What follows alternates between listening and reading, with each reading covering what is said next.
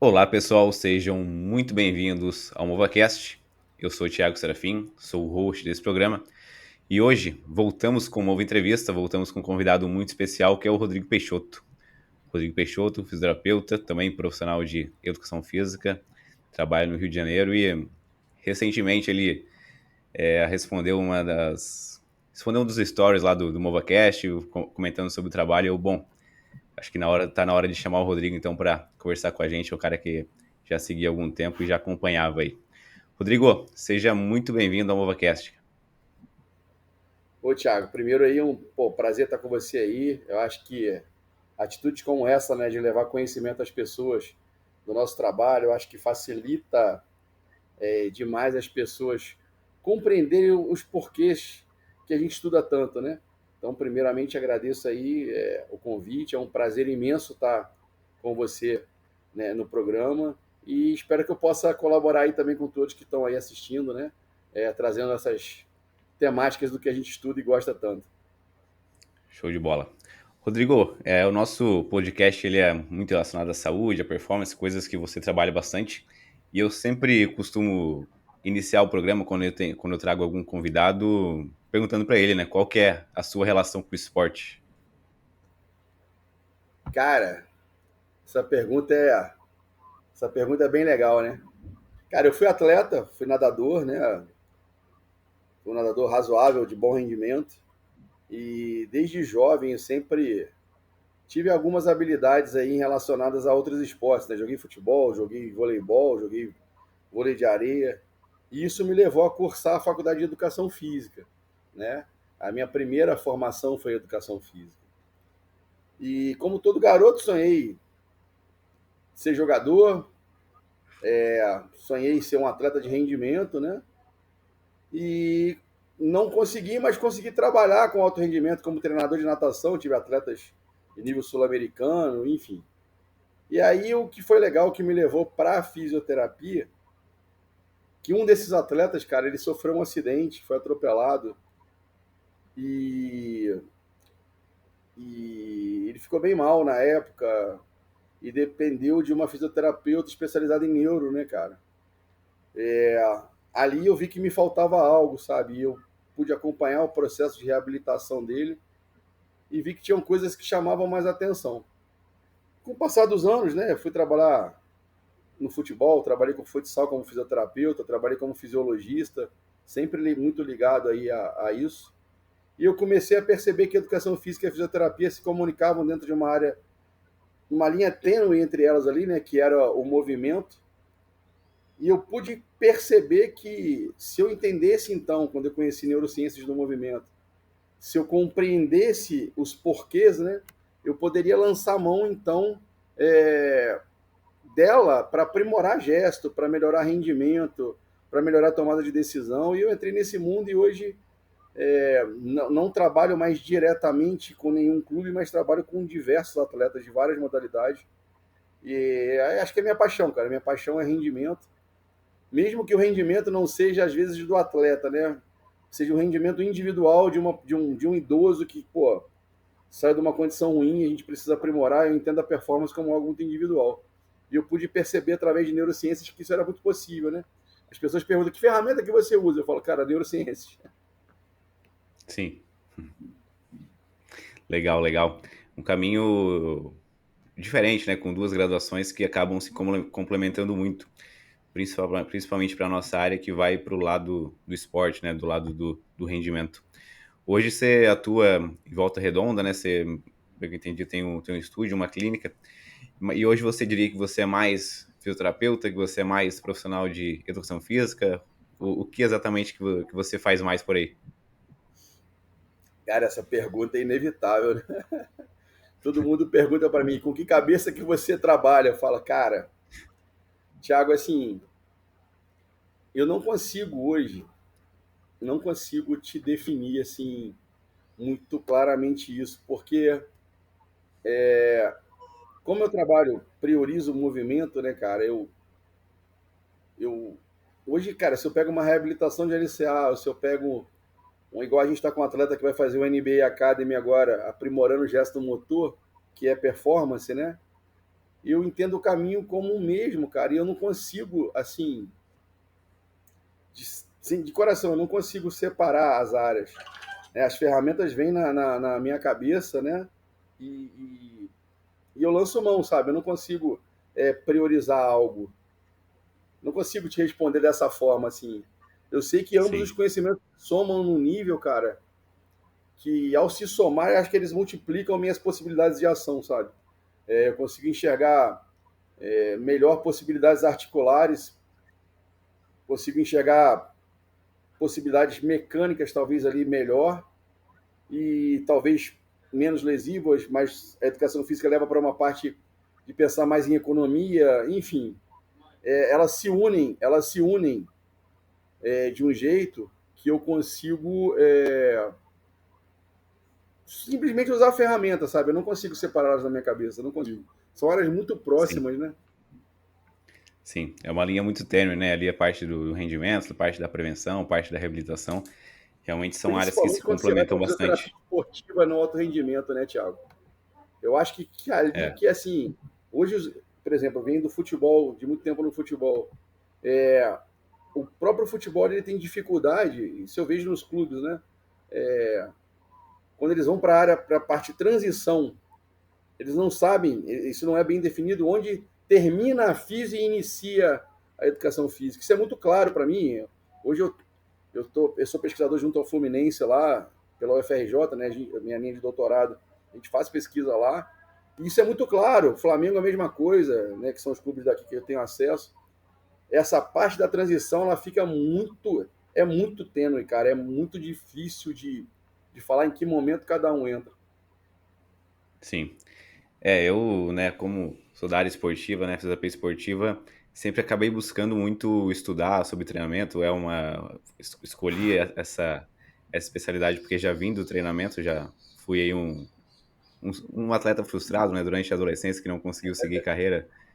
E então a gente vai estudando um pouco aquele meio. E a gente vai vendo que a nossa graduação de terapia tem algumas deficiências, né, algumas dificuldades na grade curricular que dificultam um pouco alguns conhecimentos, principalmente quando a gente fala de treinamento, de periodização, de entender controle de carga, esse tipo de situação. Então, a gente acaba tendo que buscar muito por fora isso, através de cursos, livros, artigos, enfim.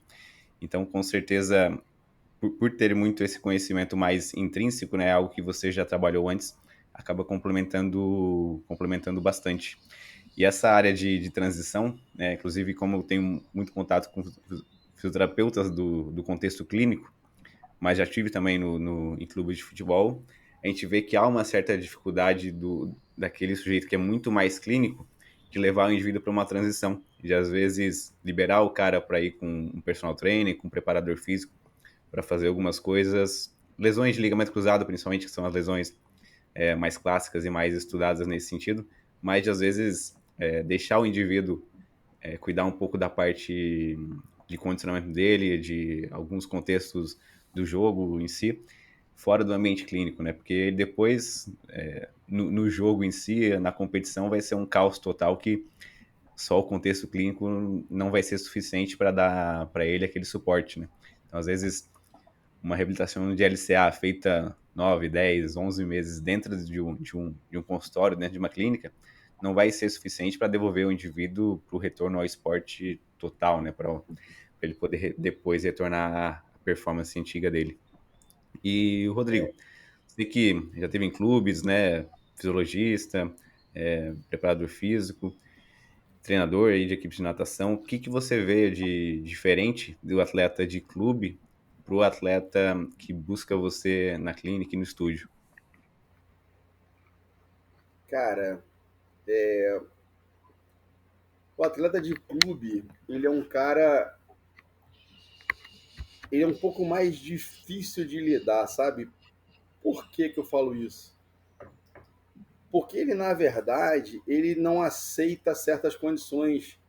É, por exemplo, no controle de carga, você chega lá, dada a situação fala, pô, cara, vou ter que te poupar nessa condição aqui, vamos ter que fazer intensidade mais baixa. O cara, pô, mas é coletivo que define vaga para não sei qual situação. Fala, cara, mas tu corre risco de se lesionar. E aí é muito comum, isso no futebol é muito comum. Esse cara, ele passa a não te dar a informação 100% correta, sabe? Porque às vezes o interesse dele em jogar, a vontade dele se firmar, né, de atuar, é mais forte do que a preocupação dele de se lesionar.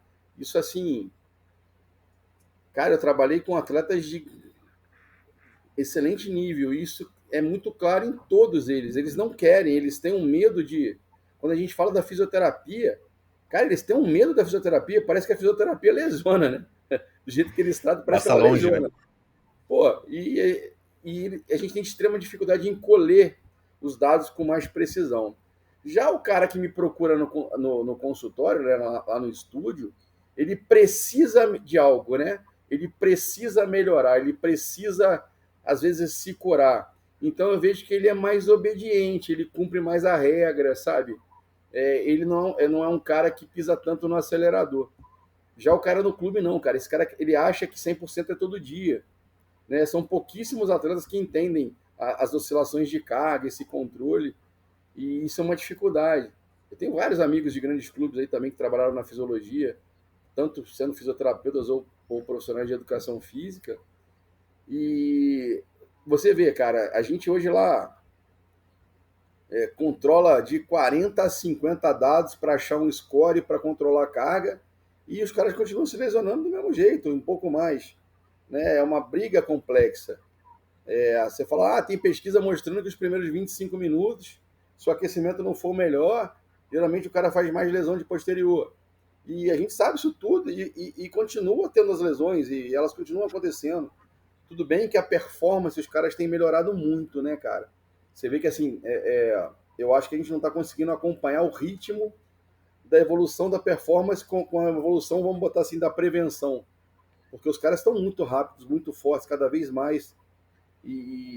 Mas, enfim, se o jogador de clube talvez fosse educado lá da base, ou atleta, mais o futebol, né, Thiago? Assim, natação que eu trabalhei, os caras são mais precisos, sabe? Eles são mais colaborativos. Eu trabalhei um tempo no vôlei também. Os caras do vôlei também, cara, eles, qualquer desconforto, eles têm o hábito de se comunicar, né? O futebol, o cara esconde. Você vê o cara mancando, pergunta, o cara fala que tá bem. Então, assim, talvez essas lesões, eu diria a você que eu acho que o jogador também tem uma parcela de culpa, sabe? Por não jogar tão limpo com a gente, né? É uma constatação, vamos dizer assim, do tempo que eu rodei. Sim, é um pouco cultural, né, de passar longe da fisioterapia, do departamento médico, senão eles vão vetar pro treino, vetar pro jogo, É isso. mas a gente acaba não fazendo isso, né, quem acaba vetando algo do tipo é o fator de risco ali, alguma lesão associada ao atleta que pode prejudicar a carreira dele, né, e o atleta em si de alto rendimento, né, do clube, ele ignora muito, né, o contexto de saúde dele, para ir para o contexto da performance, né? Mas às vezes no longo prazo não acaba sendo a melhor estratégia. Depende muito do contexto, obviamente. Um negócio que eu vejo às vezes diferente é o perfil das lesões que surge, né? No clube, no futebol, a gente vinha, óbvio, né, de forma aguda as lesões musculares, lesões de torce-tornozelo, mas essas lesões no ambiente clínico particular, eu vejo que pelo indivíduo praticante de atividade física, às vezes são lesões negligenciadas. E aí o indivíduo vem depois de muito tempo, quando ele tenta voltar a jogar futebol, e aí rompe, aí tem novamente uma dor, uma fisgada, né, em algum grupo muscular, tá sentindo dor no tornozelo porque não consegue correr. Então acaba sendo um perfil diferente das lesões que acabam surgindo. Com vocês aí, segue um padrão parecido? Como é que tá isso, Rodrigo? Em relação ao controle, então, cara, eu vou te falar uma coisa que é talvez uma preocupação, sabe? Hoje os critérios dos clubes são completamente diferentes. Eu não sei se você teve acesso a essas informações. Eu, como atendo jogadores de vários clubes e eu tenho amigos em vários clubes, você vê que eles não lançam mão das mesmas formas de controlar, né? Eu fiquei surpreso e feliz Dalbert, que tá no Internacional agora, que trabalhou comigo aqui no Pós-LCA, ele falando das estratégias de controle do Inter, né? Muito parecido com o Liverpool, por exemplo. Que o cara chega, entra com os dados dele, ele chegou no clube, já tem lá um iPad, tem uma TV touchscreen, ele toca lá sono, urina, dor, percepção de esforço, bababá, se dormiu bem, se não dormiu, se alimentou bem, se não se alimentou, hora que dormiu, enfim. E quando ele vai trocar de roupa e volta, já está toda a estratégia traçada para ele em tempo real. Por que eu estou falando essa coisa do tempo real? Aqui no estúdio, Thiago, o que eu tentei fazer hoje? As pessoas no início criticaram, demoraram um tempo para se ajustar, mas eu trouxe o lado bom da fisioterapia para a prescrição de exercício. Aqui a série ela é atualizada diariamente de acordo com o cara dormiu, como ele se recuperou, como ele está se sentindo emocionalmente. E aí o professor tem a habilidade de, naquele dia, então, lançar a mão da prescrição, sabendo as necessidades daquele cliente. E no esporte como um todo eu vejo dessa forma. Os clubes que estão à frente, né, pensando em futebol, eles usam estratégias do dia. Os clubes que eu vivenciei, por exemplo, aqui no Rio, eles usam estratégia do dia anterior. Isso para mim dá um delay porque não tem o fator sono, né, cara? Sim. E isso talvez atrapalhe muito nessa condição de controle. Então, assim, eu aqui vejo que hoje a estratégia de, no dia, né, na chegada, a gente ter o parecer de como ele se encontra, é melhor para tomar decisão do que colher no dia anterior. O Flamengo, há 2 anos atrás, 3 anos atrás, que era meu parceiro que era fisiologista, ele colhia os dados do dia, mandava para a equipe naquela noite, para na manhã seguinte as decisões serem tomadas. É o que eu te falei, para mim isso fica talvez não tão específico, né? Porque o sono é um fator hoje, é um pilar muito importante. Às vezes o cara vai dormir bem e vai se recuperar. E a decisão tomada pelo cansaço do dia, talvez ela não seja determinante para o dia seguinte, né? Então, Sim. assim, eu acho que a fisioterapia hoje, ela evoluiu muito nessa parte esportiva justamente por começar a entrar nesses critérios ali de ajudar no controle de carga, né? Digo assim, de até amenizar, né? De tentar... As estratégias de cover, por exemplo, de tentar amenizar aquela condição do atleta. E aí, eu, no estúdio hoje, os atletas que a gente acompanha que estão sob o nosso cuidado ali, eu tomo as decisões dessa forma. A gente controla lá sono, urina, PSE, volume de treino, intensidade, óbvio, isso é básico, mas a gente tenta, faço termografia, né? Mas eu tento tomar a jump, lá pelo MyJump, e tento tomar as decisões de acordo com realmente o jeito que o cara chegou naquele dia. É uma estratégia mais flexível, né? Essas estratégias que eu acho que são muito deterministas, que entendem que a gente 2 e 2 vai dar 4, elas estão começando a ir por água abaixo. Sim. Faz muito sentido, né? Realmente a gente acaba na física tendo essa percepção diária ali do cliente, do paciente, do atleta para poder às vezes flexibilizar alguma coisa, né?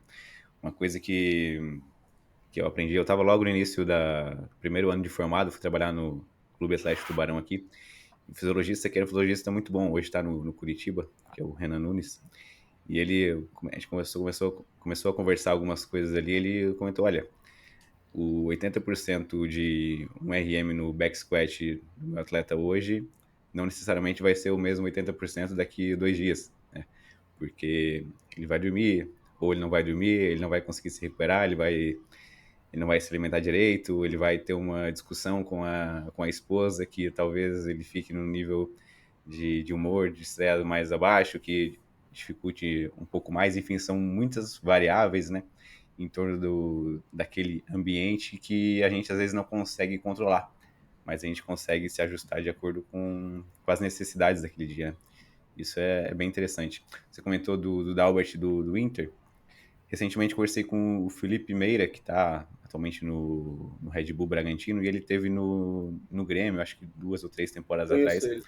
ele. Ele comentou que também já estavam implementando esses processos diários, né, para ter uma percepção ali do atleta naquele momento para já, às vezes, ajustar alguma coisa, né? Seja do sujeito que está treinando, seja do indivíduo que está fazendo algum tratamento, alguma coisa dentro da reabilitação.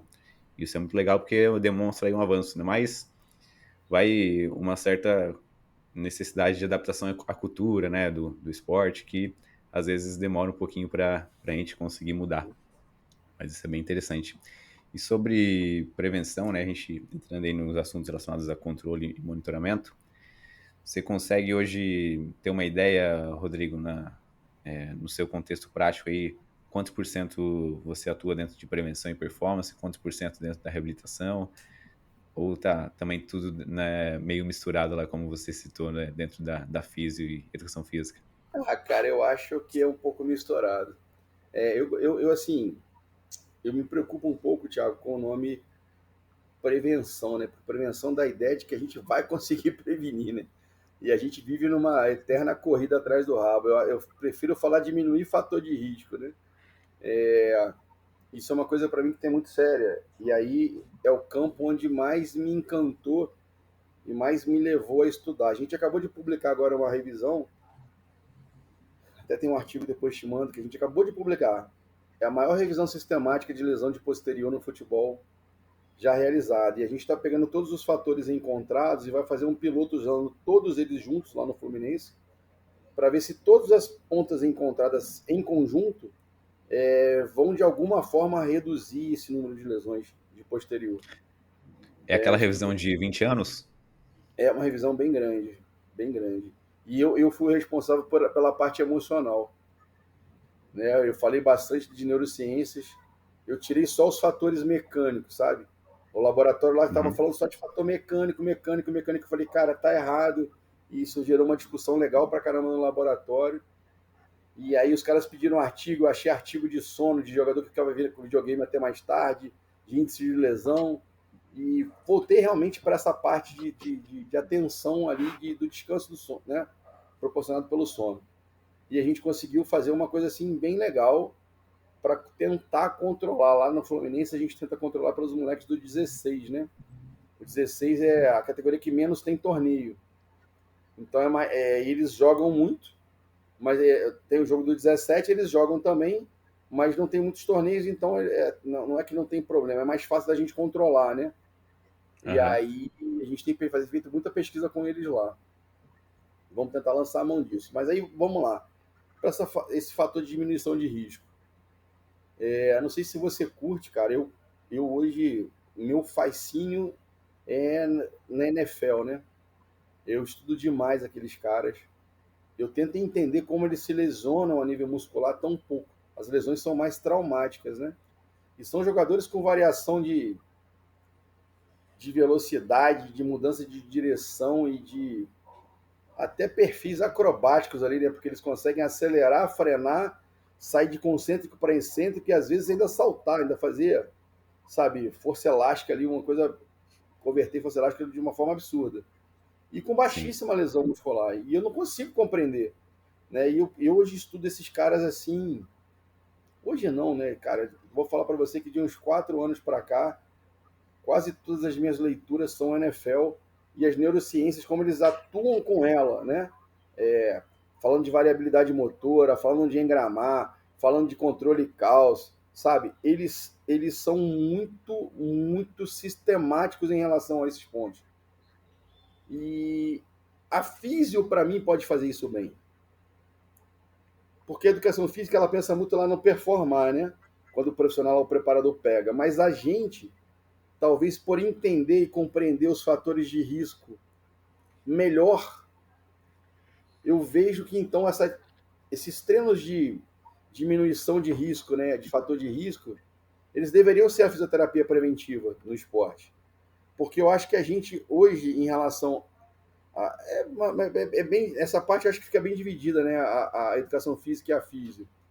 Nós temos uma preocupação tremenda com lesão, né? Nós temos uma preocupação articular, tendínea. A gente tenta enxergar o que está dentro, né? E eles tentam enxergar o que está fora, é o número, né? É o quanto que você Sim. conseguiu de performance.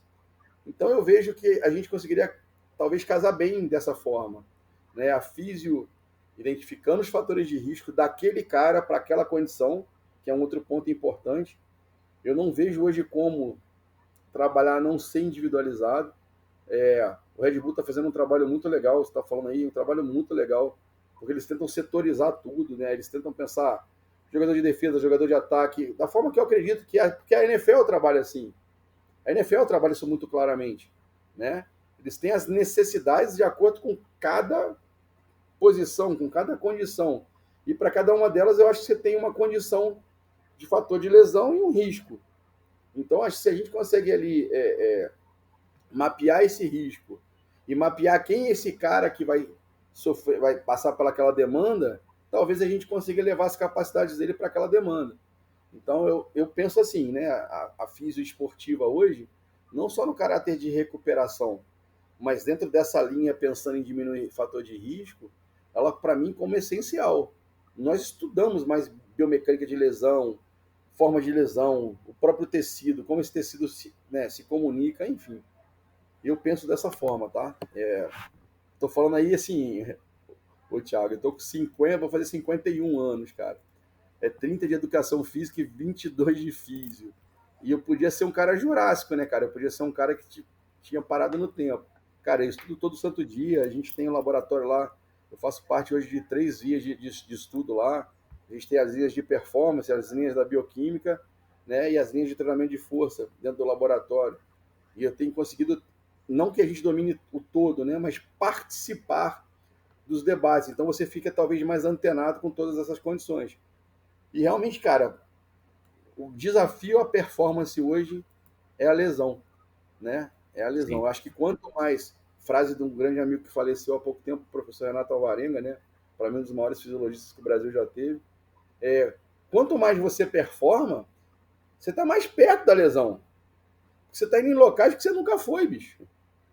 Você está indo em rendimentos que você nunca, seu corpo nunca experimentou. Então, naturalmente, você corre mais risco, por mais que você se prepare. E assim, Thiago, a gente não vai conseguir frear tudo, né, cara? Mas eu vejo lesões acontecendo de forma, às vezes, muito simples, né, cara? Lesões que eu acho que tranquilamente poderiam ser ali.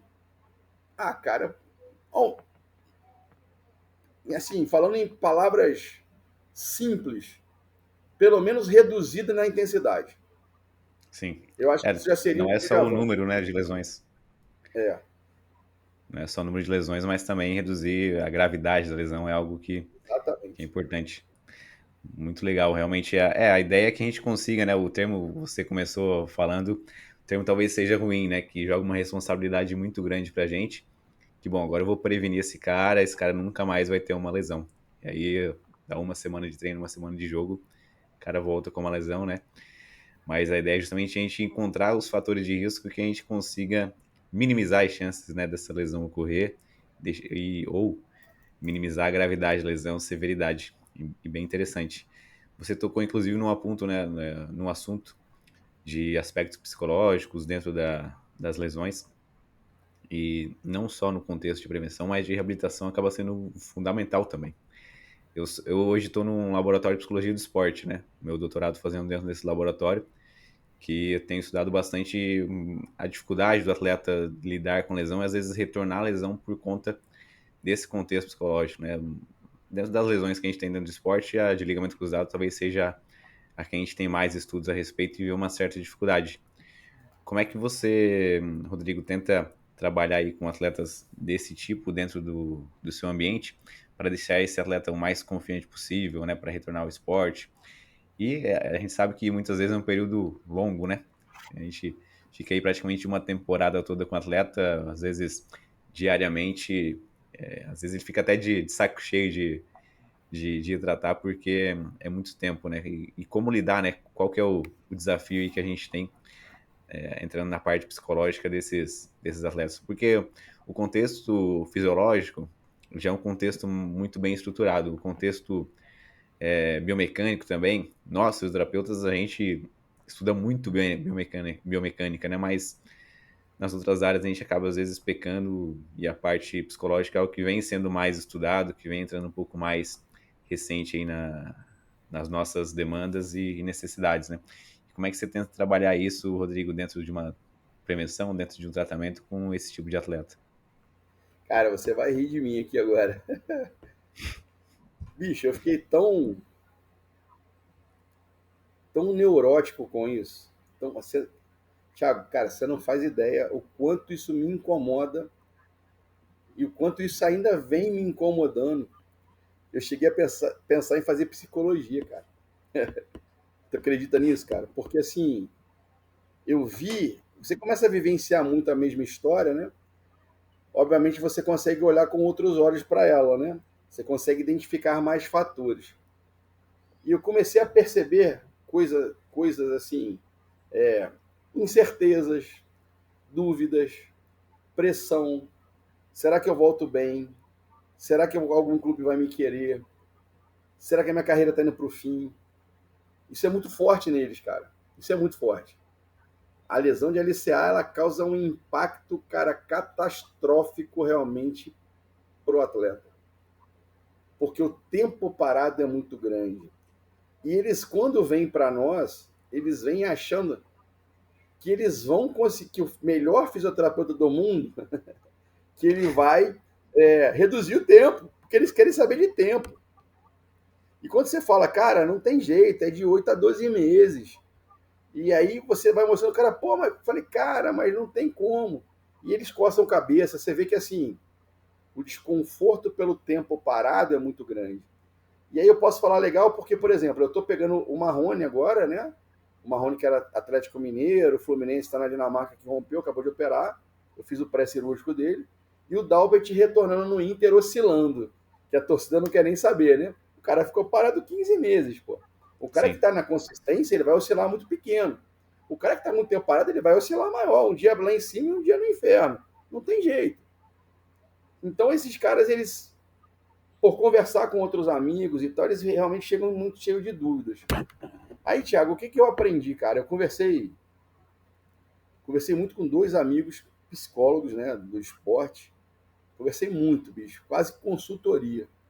Porque eu queria ferramentas, né, psíquicas para trabalhar com esses caras. Foi onde também eu adentrei no mundo da cinesiofobia, da inibição artrogênica, né, que são desafios que a gente tem, né, no pós-cirúrgico ali, que são muito complexos, cara. Muito complexos. Se a gente dá tarefas que o cara. Que aí é um dos pontos que eu trabalho, né? Se eu dou tarefas que eles não conseguem, muito deles, se tiver o perfil para baixo, eles desanimam demais. Então, se eu percebo que aquele cara tem um perfil de muita ansiedade, que quer conquistas, eu sempre busco via movimento tarefas que ele tenha conquistas.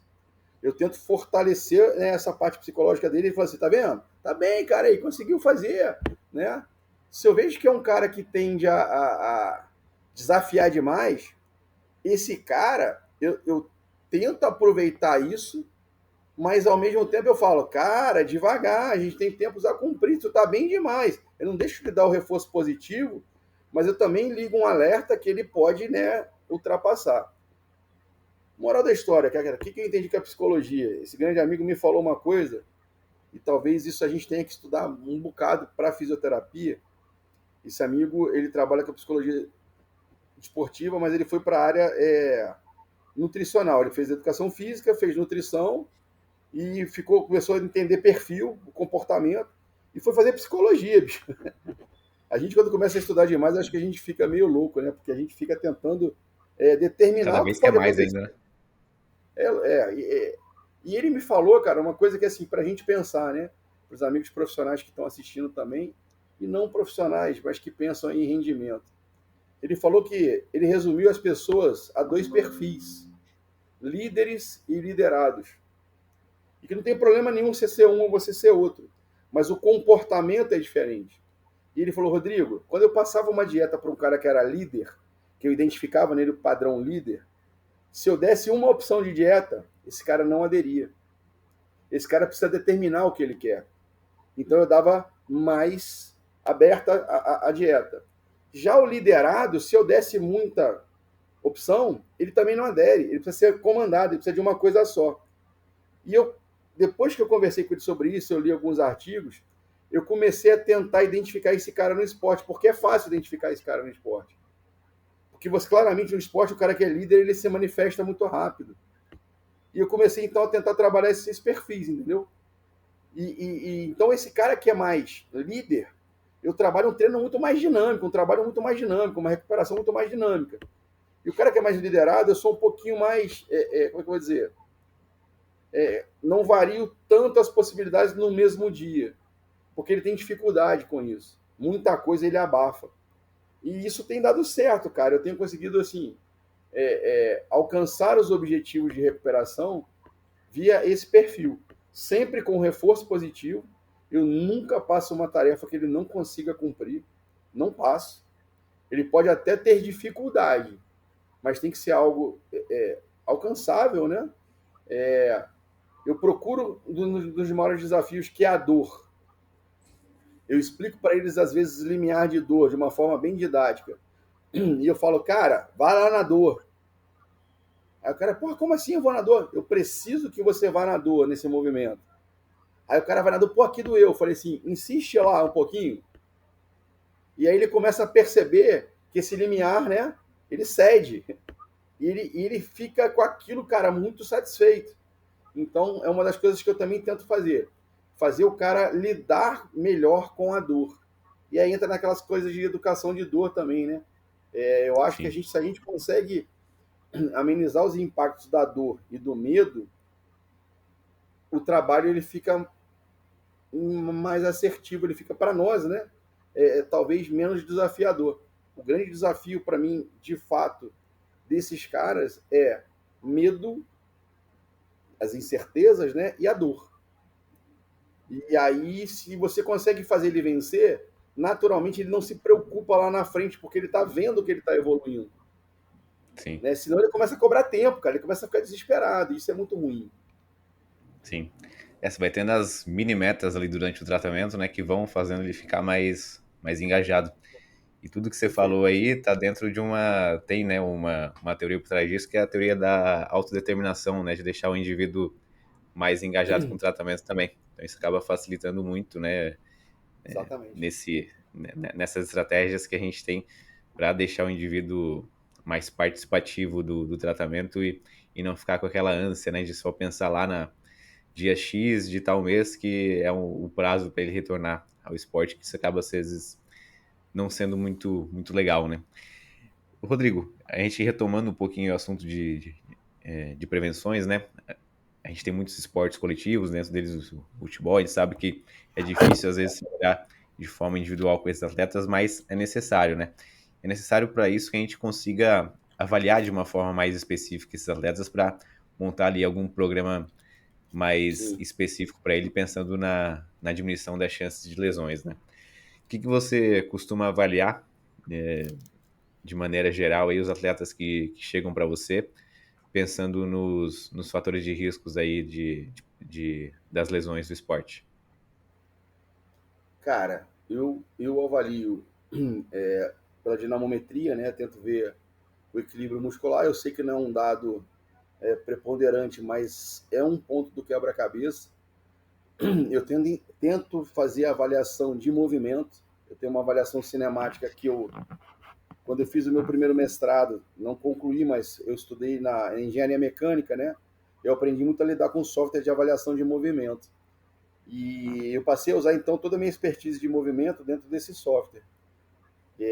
Então, eu não faço hoje uma avaliação funcional muito convencional, mas eu tento avaliar a própria demanda daquele esporte. E aí eu vejo dentro daquela demanda possíveis fatores de risco. Por exemplo, o cara na mobilidade de tornozelo, quando ele vai mudar a direção, ele está rígido. Então eu tento criar condições, né, do esporte e daí entender se ele está cumprindo bem aquela tarefa. Lógico que tem as regras lá de avaliar função, força de cada articulação, enfim, essas taxas de normalidade, isso eu acho que é básico da fisioterapia. Mas o que eu faço talvez de diferente para acrescentar é essa análise que eu tento somar as condições de equilíbrio muscular via dinamometria, né, com as funções Mas o principal, como o cara usa isso dentro da especificidade do gesto motor daquele esporte, né?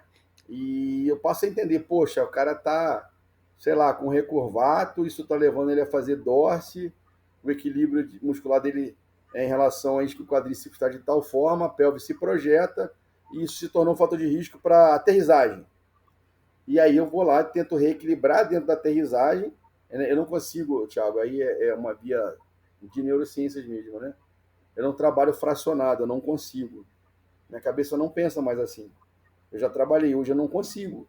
Eu crio condições dinâmicas que todas as articulações trabalham ao mesmo tempo e todo aquele controle. Essas são as estratégias de controle motor, né?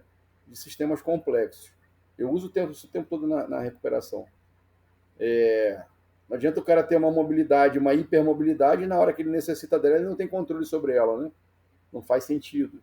Então eu tento usar essa avaliação de movimento, que eu prefiro chamar essa cinemática de movimento, para identificar esses riscos. Veja se os fatores força lá do dinamômetro bateram, veja se a avaliação da função daquela articulação foi suficiente e, obviamente, vejo lá o histórico do cara, queixas que ele tem, todas essas outras condições. Já avaliei também, hoje uso menos, tá? Mas no cara que já teve lesão, tem recidivas, eu me preocupo muito, cara, com essa parte do sinal elétrico, né? Então eu uso muito eletromiografia, eu tenho lá no consultório, eu curto bastante. É lógico que ela não fecha a conta, não fecha a conta, mas às vezes para me demonstrar que talvez aquela rota não esteja sendo acionada como deveria e a gente ter que buscar estratégias para chegar naquele ponto, cara, eu uso bastante. Isso é mais ou menos o caminho que eu traço ali, sabe?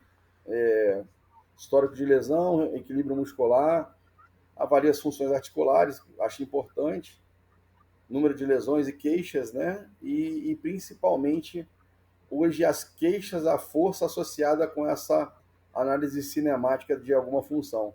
É muito comum um atleta falar assim, tem dificuldade, cara, pô, quando eu vou fazer tal situação, eu me sinto mal. E nessas teorias de controle a gente fala que a gente é tão forte quanto o nosso elo mais fraco, né? Então, quando eu faço essa análise cinemática, eu tento buscar esses elos fracos. Não que seja 100% possível, né? Mas é o que eu busco.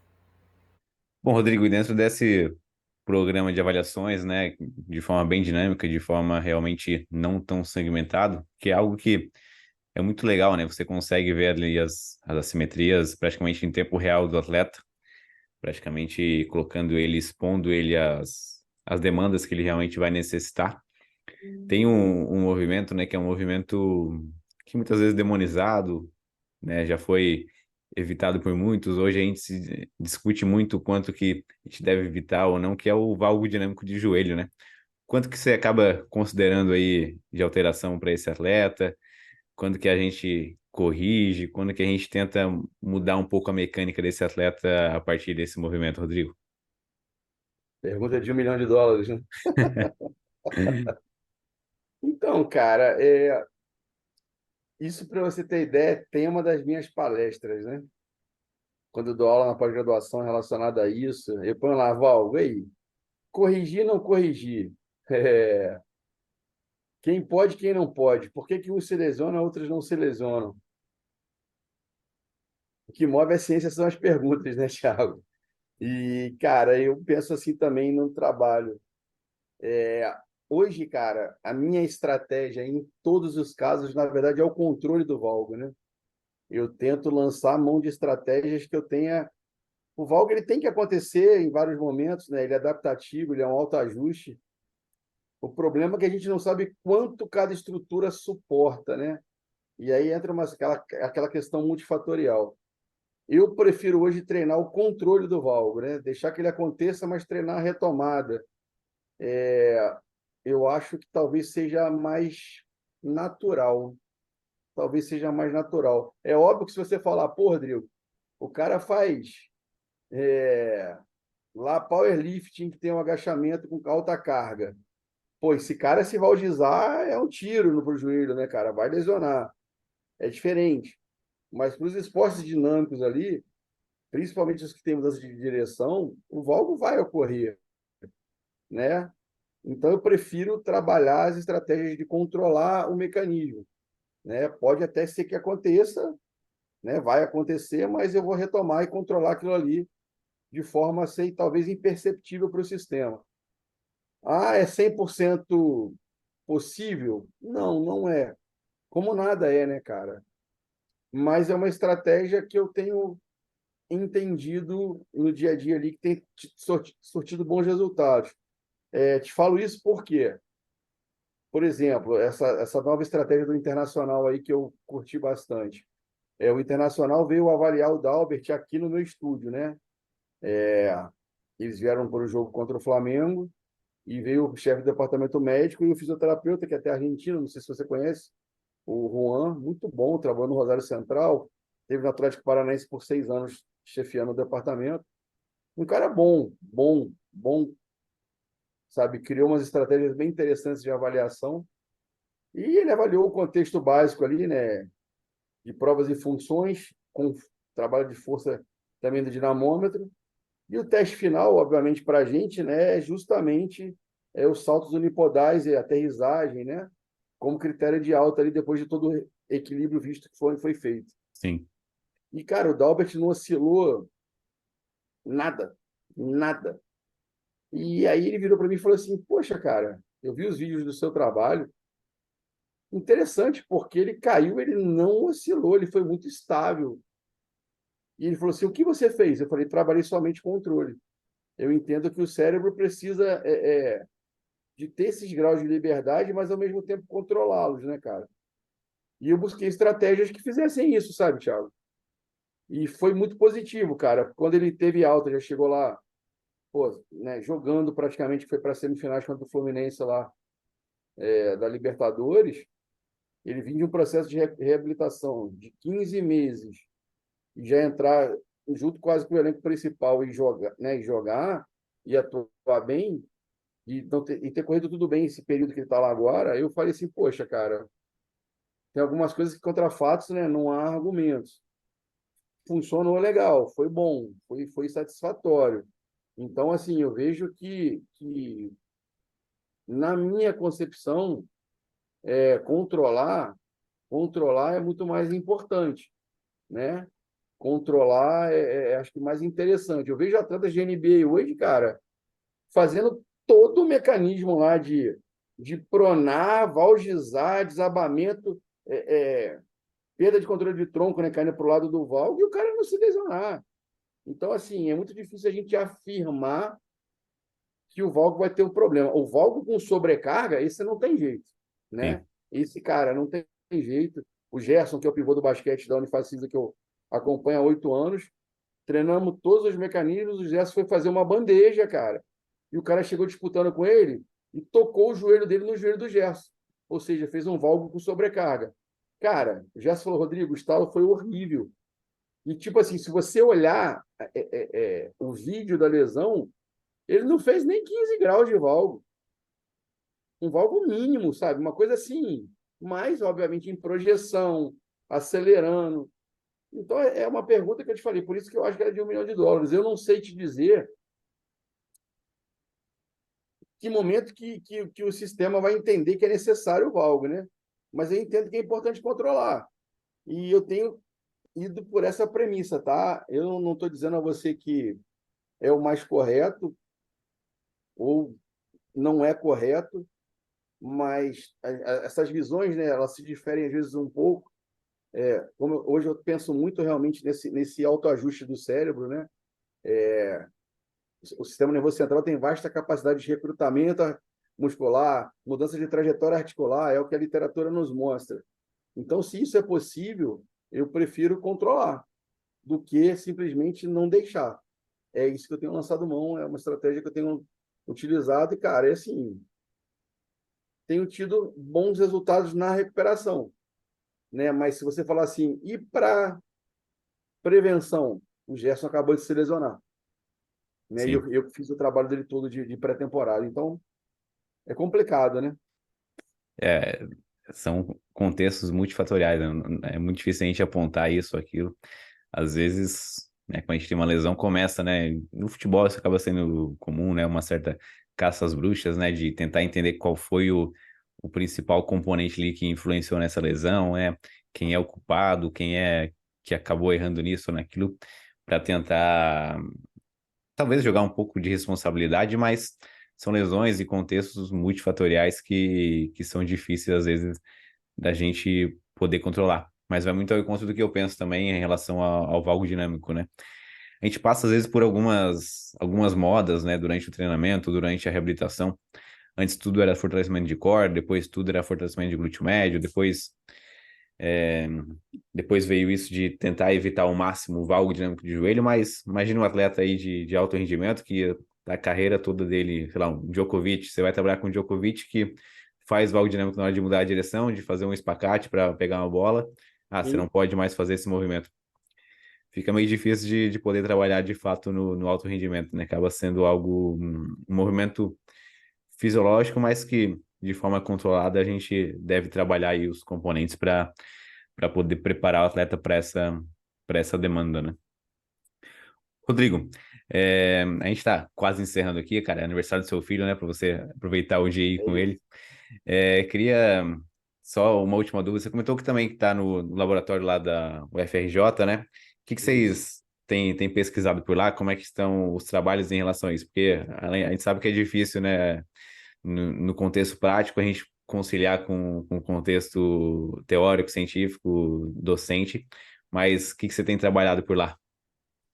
Então, hoje a gente fez uma união de laboratórios, né? Eu venho do Labemol, que é o laboratório de bioquímica, que a gente pesquisava estresse oxidativo e fadiga. Minha linha de pesquisa foi a eletroestimulação associada ao movimento e o dano causado, né, através disso. E aí, o meu orientador, ele se juntou ao Humberto Miranda, o meu orientador chama Diego Viana Gomes, se juntou ao Humberto Miranda no LADTEF, que é o Laboratório de Treinamento de Força, que lá tem isocinético, plataforma, eletromiografia, fotocélula, enfim. Qual foi a nossa ideia? Criar uma terceira via, que seria um laboratório de performance humana, onde nós juntaríamos as análises de sangue com essas variáveis mais mensuráveis ali de força, potência, enfim. E aí a gente está entrando para uma linha agora, o Diego está pesquisando na Marinha, né, rabdomiólise, lá nos fuzileiros, já desde 2018, uma pesquisa com impacto assim extraordinário. Você tem ideia, cara, assim, no treinamento dos fuzileiros vinha ter 1 a 2 óbitos por treinamento, por rabdomiólise. E desde que eles entraram no controle, não houve mais nenhum óbito. Né? É sensacional para a gente, né? Saber que a gente consegue realmente interferir ali e controlar esses fatores, né? Sim. E aí, a minha linha de pesquisa hoje lá de performance, eu sou muito apaixonado na possibilidade da eletroestimulação poder ser um input diferenciado para o sistema, por exemplo, numa inibição artrogênica, né? Eu não sei você, Thiago, mas assim, eu pego muito, muito, muito, muito pós-cirurgia LCA, muito. Eu estou nesse momento com 15. Todos os atletas, handball, futsal, voleibol, futebol pra caramba. E, cara, a inibição é algo que me assusta. Porque quando eu peguei o Dalbert voltando da Inter de Milão, pós 11 meses, ele ainda estava flácido, cara. Ele ainda estava com inibição. E é um fator que, se você parar, a gente não tem muito dado, né, cara? De como controlar, que momento que você sabe que o cara realmente chegou naquele ponto, tá igual, não tá igual. Nós não temos isso, cara, nós não temos. E eu tenho visto também, não sei se você vê isso na tua prática, eu pego ali, de acordo com uma pessoa ali, né?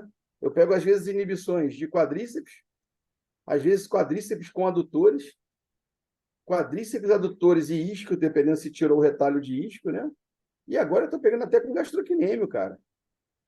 E isso me apavora, porque o tempo da inibição, a gente não tem uma forma de avaliar, a gente não tem um parâmetro, cara. Sim. E isso me incomoda, né? Porque a gente quer controlar o processo de recuperação. E aí eu estou começando um piloto, tá?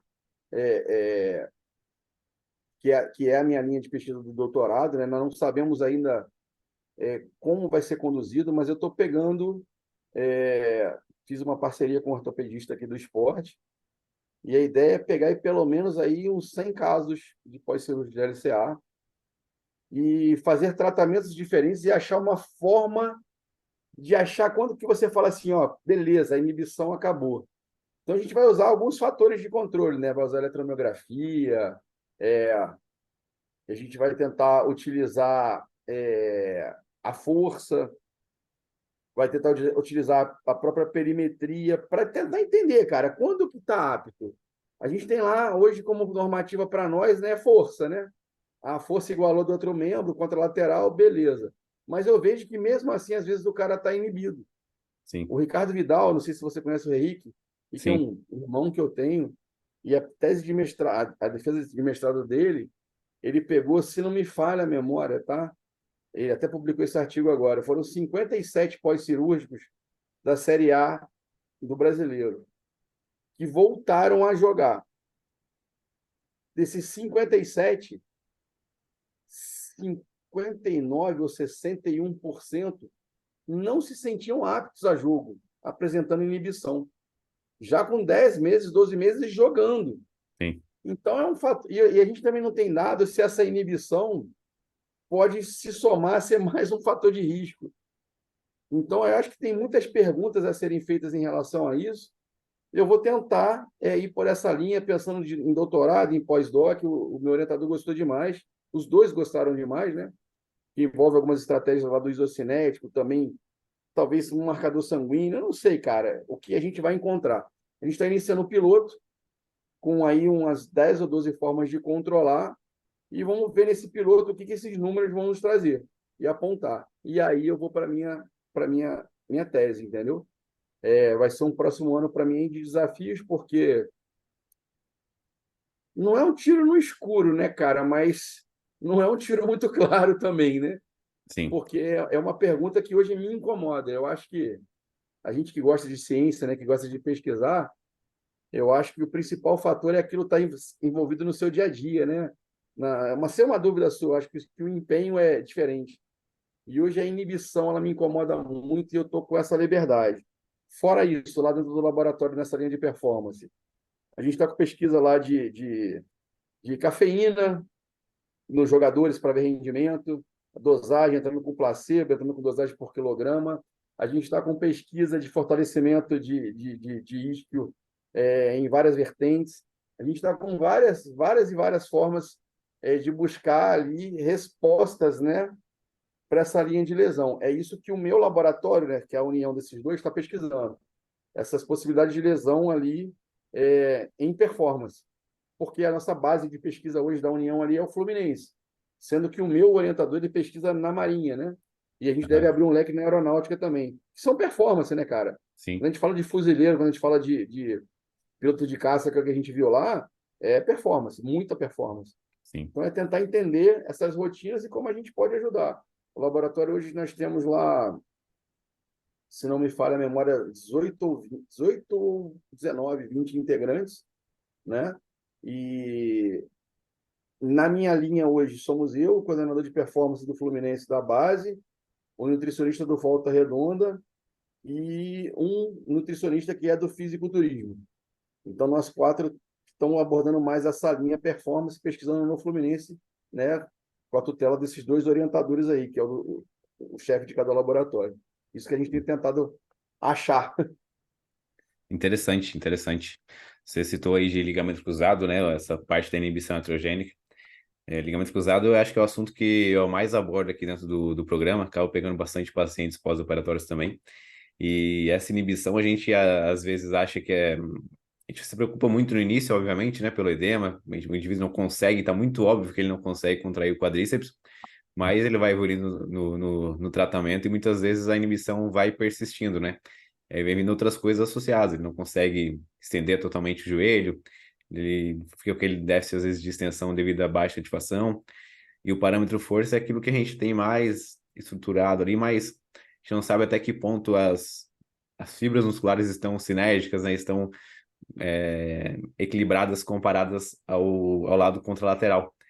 Inclusive, semana passada eu postei um artigo falando da parte posterior de coxa, né? Os indivíduos que retiram o enxerto de semitendíneo, ok, o parâmetro de força ele tá ok, mas quando a gente vai ver a ativação muscular, semitendíneo numa ativação baixa, automaticamente Uhum, uma supercompensação ali de bíceps femoral. Então, o corpo uhum. humano ele é adaptável, ele vai buscando algumas alternativas para poder produzir força, mas isso acaba às vezes sendo um fator de risco aí para as lesões de posteriores de coxa depois, né? E aí, se a gente pensar no inverso, né, os indivíduos que fazem o enxerto de tendão, de ligamento patelar, será que isso ocorre também, né? Então, são coisas e perguntas que às vezes a gente não consegue responder, mas buscar esse tipo de conteúdo é bem interessante, cara. Muito legal. Vamos ver os frutos aí. Isso é legal, cara. Eu recebi, tá tendo nesse momento, né? Não sei se você está ciente também, lá na Aspetar, no Catar, Congresso Mundial, né, de LCA lá, Aham. inclusive o pessoal do Internacional tá, e eu recebi, eles me mandaram o guideline que eles lançaram lá, né, 2023 sobre LCA. E você vê, cara, que as perguntas, bicho, a gente continua tendo muitas perguntas e ainda tendo caminhos, mas não respostas, né? Realmente, ali a gente não vai, eu acho que a gente não vai bater o martelo nunca, né? Mas a gente tem possibilidades para serem atendidas. Eu achei bem interessante porque eu reli, achei legal e tem muito a ver do que a gente está fazendo no momento, né? Implementar forças rotacionais, pô, tem que ter essa capacidade, enfim, esse gerenciamento. E uma coisa só para terminar que é legal desse assunto, eu documentei um caso muito interessante de inibição de isquio. A menina, porra, brigando comigo do CrossFit, brigando, que queria voltar. E eu falei, cara, você não é capaz ainda, calma, isso. E aí, cara, eu fiz um teste de força com ela, não foi no isocinético, mas eu fiz vários graus no dinamômetro. E me chamou a atenção uma coisa, ela até 90 graus, o isquio ativo. Quando chegava ali a 115 graus, ele descia um pouco a força. Quando chegava a 120 graus, você via ela fazendo a flexão acontecendo, mas o sinal do isquio descia por completo. E aí eu, pô, que loucura! Como é que ela continua fazendo esse movimento se o sinal desceu por completo? E aí eu percebi que ela estava contraindo o glúteo, cara. E aí eu joguei o sinal para o glúteo. Cara, você acredita que o final do movimento, quem estava tensionando a banda toda era o glúteo, bicho? Eu fiquei assim, impressionado. O glúteo com sinal baixo e o isquio com sinal alto. Quando a angulação ia, né, a articulação ia se aproximando, o glúteo começava a aumentar o sinal e o isquio descendo o sinal. E eu falei assim, que loucura. Aí eu fui buscar, né? A gente vê acontecendo, vai buscar informação. E eu vi alguns casos de cinesiofobia, algumas situações de alterações que pelo sistema facial ali, né, pela cadeia, o outro grupamento vinha e isso tipo dava socorro. E aí eu falei, aí que a gente fica louco, porque você vê, ela foi capaz de realizar amplitude, porém o final do movimento é isso que não fazia. Isso, cara, mexeu com a minha cabeça de um jeito. E aí eu peguei uma pesquisa de cinesiofobia do cara alterando a posição da pelve com lombalgia crônica, que não era muscular, era medo. E aí que eu te falo, as perguntas começam a surgir numa quantidade e a gente acaba ficando louco, né, bicho? Sim, é aquela coisa, né? Vai gerando adaptações que às vezes você nem sabe de onde surgem, mas acabam surgindo algumas coisas um pouco diferentes, né? Mas é Exatamente. realmente interessante, interessante. Rodrigo, cara, muito legal o bate-papo. Muito obrigado por participar aí do programa, né? Sei que a gente está aqui no feriado, né? Incomodei você aí no aniversário do seu filho para a gente poder conversar, mas com certeza agregou muito aqui ao programa, ao MovaCast. Foi um convidado muito especial, um cara que eu acompanhei ali nas redes sociais e um trabalho que eu gosto bastante também. Gosto de seguir esse tipo de linha. Queria só que você deixasse um recado, onde que o pessoal pode encontrar você. E mais uma vez, muito obrigado. Pô, Thiago, primeiro, cara, novamente um prazer. O respeito profissional é mútuo, cara. Eu acho que junto a gente é mais forte, né? Quando a gente soma aí conhecimento e pode explanar isso, levar isso para as pessoas, por mais profissionais como você. Cara, quem quiser me encontrar, poxa, costumo responder até muito rápido. O Instagram é a forma mais fácil, né? O Instagram hoje acho que virou nosso novo WhatsApp até, né? As pessoas vivem ali dentro mais tempo do que praticamente vivem de verdade. Então, no Instagram é facinho, que é meu nome, né? Só que eu ponho professor, como eu sou professor de origem, né? Então é prof, PROF, ponto, Rodrigo Peixoto, ponto, RPX, que é a minha empresa que promove pós-graduação, cursos, etc., né? Que é nada mais que meu nome, né? De Rodrigo Peixoto RPX.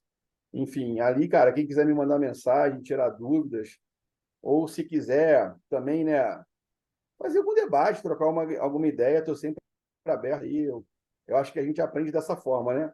Trocando, com dúvidas. Às vezes tem coisas que aconteceram comigo que não aconteceram com você e vice-versa. E a gente pode se ajudar e quem ganha com isso é o cliente que a gente atende, né? Eu acho que a gente precisa realmente promover mais debate. Eu estou muito, muito engajado nisso. Como eu falei para você, né, Tiago? Eu estou já numa faixa etária que eu tenho mais futuro, mais passado do que tenho futuro. Então, eu quero, assim, hoje eu tenho promovido simpósios, tem até um simpósio lá que a gente deixou lá também no, isso, médicos juntos com professores de educação física, junto com fisioterapeutas.